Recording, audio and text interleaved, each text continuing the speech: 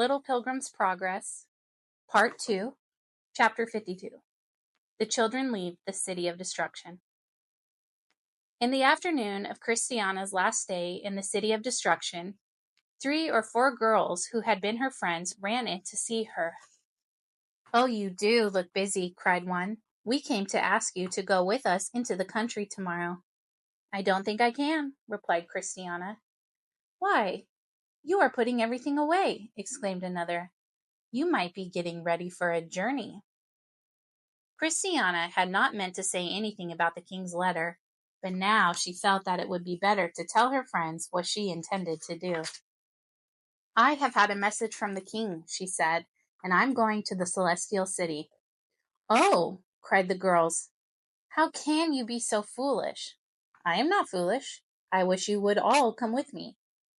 "And leave our beautiful city and all our friends?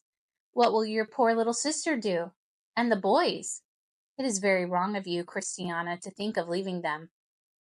"They are going with me." Then the girls laughed. "You must be mad. How can a baby rabbit like Innocence be a pilgrim? Just think of all we have heard about little Christian and his troubles. He was nearly lost in the slough to begin with. And you know, when Distress and Timorous came back, they told us that he had met with wolves on the Hill of Difficulty." "Yes," said another, "and you cannot have forgotten the news we had from Vanity Fair about the death of Faithful. You are a silly girl to run into such danger, especially when you have a baby sister and 3 brothers to take care of." "Matthew is old enough now to help take care of the younger ones," replied Christiana. "And we are not afraid. The king has promised to watch over us. Here is his letter. You can read it if you like." But the girls did not believe in the king or care about his messages. "It is no use wasting our time," they said. "You must do as you please, but you will soon wish yourself back again." Christiana was not sorry when the door closed and she was once more alone. "I am glad wisdom came to me," she said to herself, "for I should have thought just as they do if she had not spoken to me." Matthew did not stay long in the city that day, and even James and Joseph were eager to begin their pilgrimage and came home early so that they might help Christiana. "I have washed your clothes and mended them," she said, "but I never noticed before how shabby they were getting. You must keep them as tidy as you can, and perhaps the king will send us some new ones." Very early in the morning, the children went quietly away from their cottage and passed out of the gate of the city. The keeper did not stop them, for he thought they were only going to spend a long day in the meadows. Christiana carried Innocence in her arms, and Matthew had brought a bag with some food. James and Joseph ran on before them, for they were anxious to reach the narrow gate. "Perhaps we may meet a wolf," said Joseph, "but I shall not be frightened."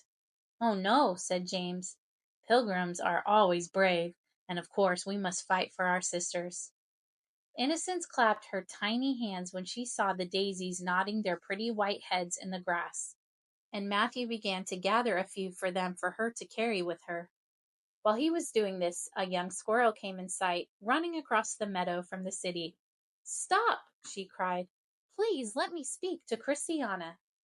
Christiana looked round. "It is Mercy," she said. Mercy was out of breath with running, but she caught Christiana's hand and held it fast. "I didn't care to go with the other girls," she said. "May I walk a little way with you?" "Oh, yes," replied Christiana. "Why will you not go all the way?" "I have had no message," said Mercy, for she had come into the cottage with her school friends and had seen the king's letter. "That will not matter," said Matthew. "I am sure I have heard evangelists say that the king would like all the children to become pilgrims." But Mercy was timid, and she feared that the king might not receive her if she came to his city without being sent for. "I will tell you what to do," said Christiana. "Come with us as far as the narrow gate, and we will ask the king's servant whether you may pass through."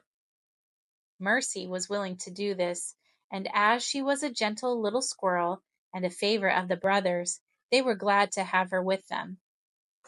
They all went on together happily until they reached the Slough of Despond.